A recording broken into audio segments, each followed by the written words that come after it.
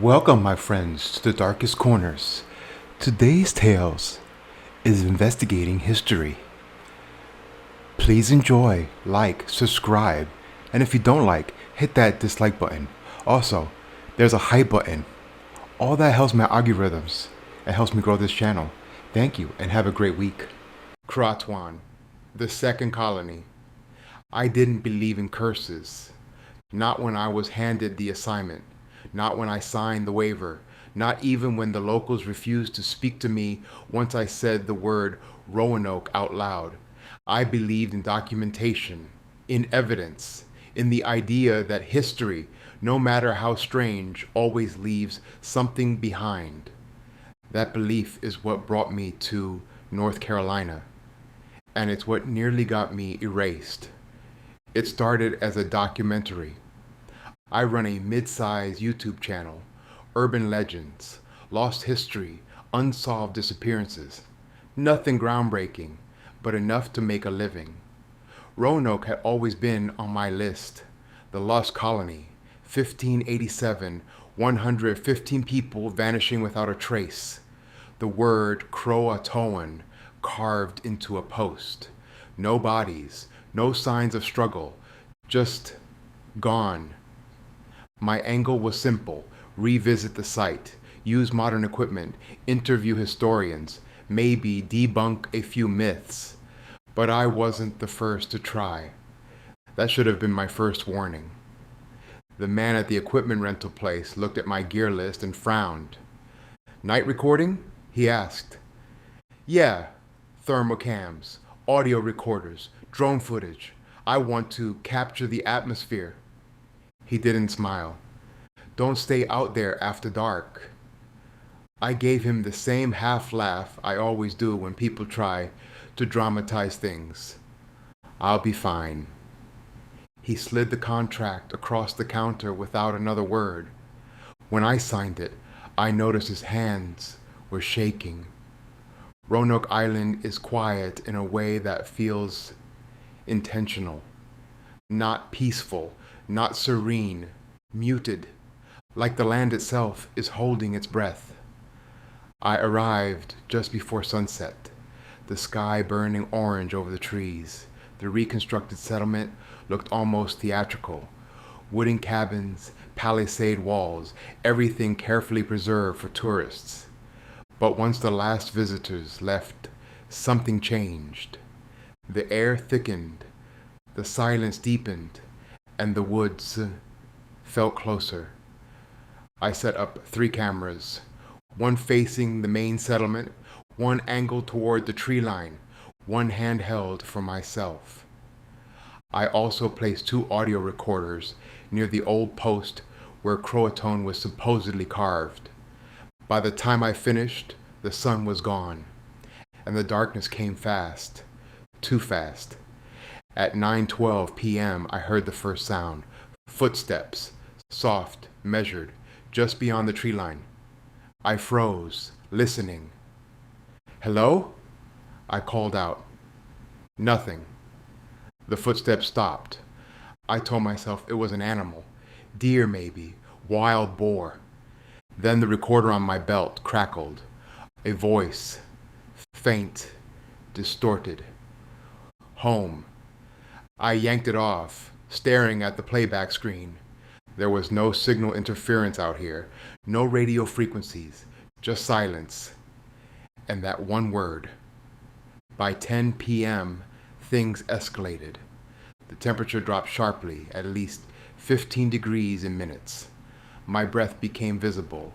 The thermal camera lit up with static bursts near the woods.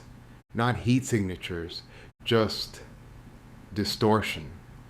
Like something was interfering with the image itself. Then the drone lost signal. It had been hovering maybe 50 feet up. 1 second, I had a live feed. The next, black, gone. No crash sound, no descent, just gone. I considered packing up. I really did. But I'd been in strange places before.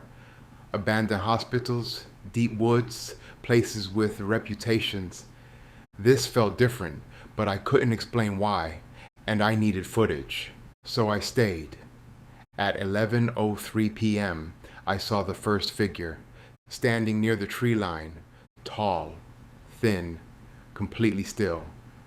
At first, I thought it was a trick of the light, shadows bending around branches, but then it moved, not walking, shifting, like it wasn't bound to the ground the way I was. I raised my camera, zooming in. The image blurred, not out of focus, distorted, like the lens couldn't process what it was seeing. The figure tilted its head, and I heard it again. Home. I backed away slowly. Okay, I muttered, more to myself than anything. That's enough. I turned toward the settlement and froze. There were more of them, inside, standing between the buildings, watching me. They weren't solid, not fully. Their shapes flickered, like shadows trying to hold form. But their eyes, God, their eyes, hollow and fixed on me. I ran, not far, just to the central cabin. I slammed the door shut, heart pounding, and locked it. The wood felt wrong, soft, like it had been rotting for years, but this place was maintained, restored. It shouldn't feel like this. The footsteps came again, outside, circling, slow, deliberate. Then the scratching started, long, dragging sounds along the walls, like fingernails, or something worse. I grabbed my flashlight and pointed it at the door. The wood was changing, darkening, warping, and then letters, carved from the inside, appearing as if something invisible was etching them into the surface. Croatoan. No, I whispered. This isn't real. The carving finished, and the scratching stopped. Silence. Then, a knock. 3 slow knocks. I didn't move, didn't breathe. The knock came again, harder this time. Then a voice, right outside the door. Let us in. It sounded human. Almost. But there was something layered beneath it.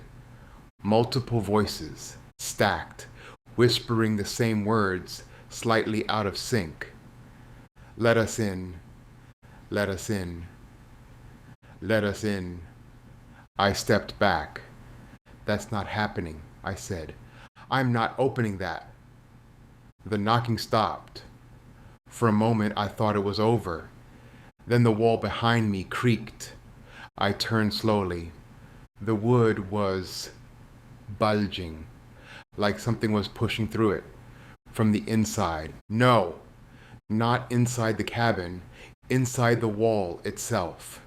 Shapes pressed against the surface, hands, faces, twisting forms trying to break through, and they were all whispering,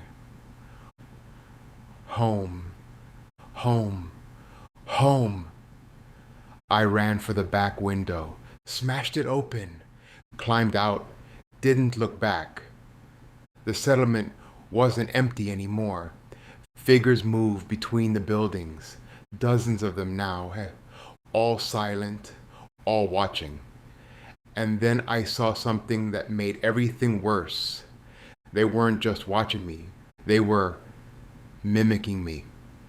One of them stepped forward.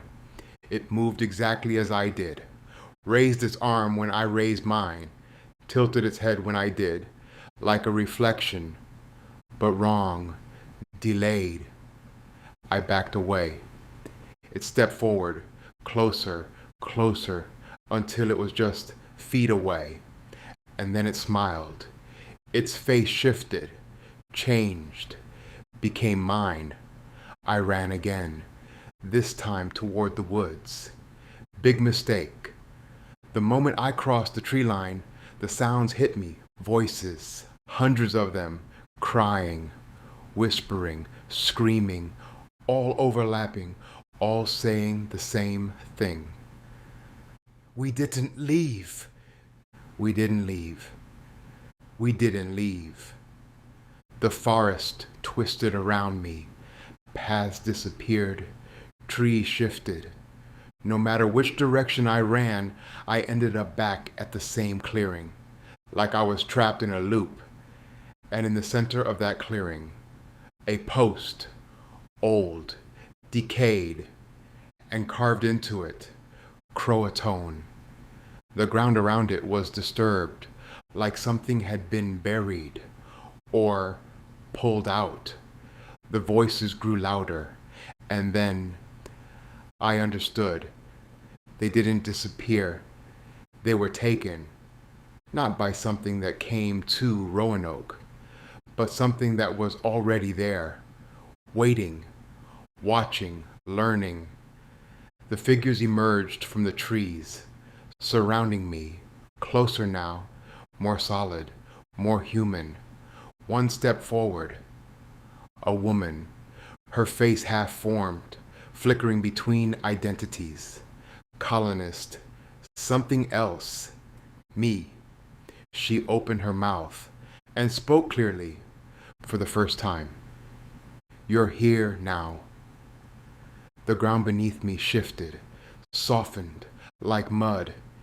No, like hands, grabbing, pulling. I tried to run, couldn't move. My legs sank deeper. The figures closed in, reaching, touching. And then I saw it. Not them, not the forest, but something beneath it all. A shape, massive, buried just under the surface of reality. Pressing upward, it didn't take them, it absorbed them, copied them, replaced them, and now it was doing the same to me. My vision blurred. The world flickered like a broken signal, and in that distortion, I saw myself standing at the edge of the clearing, watching, perfect, unharmed, smiling. I understood then. Only one of us was leaving. The last thing I heard before everything went dark was my own voice calling out from somewhere behind me. Home. End recording. The footage was recovered 3 days later. Authorities found the equipment scattered around the Roanoke site.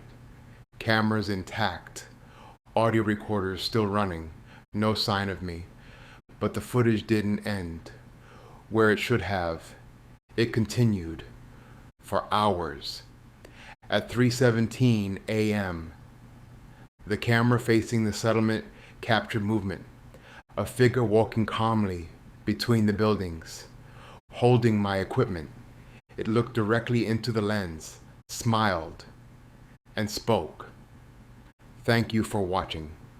Then it reached forward, and the recording cut to black. Missing person, likely disoriented. Exposure. But they kept one detail out of the report. Every piece of wood in the settlement, every wall, every post, every door had been freshly carved with the same word, Croatoan. And if you listen closely to the recovered audio, right at the end, beneath the static, beneath the silence, you can still hear it. A voice waiting. Home.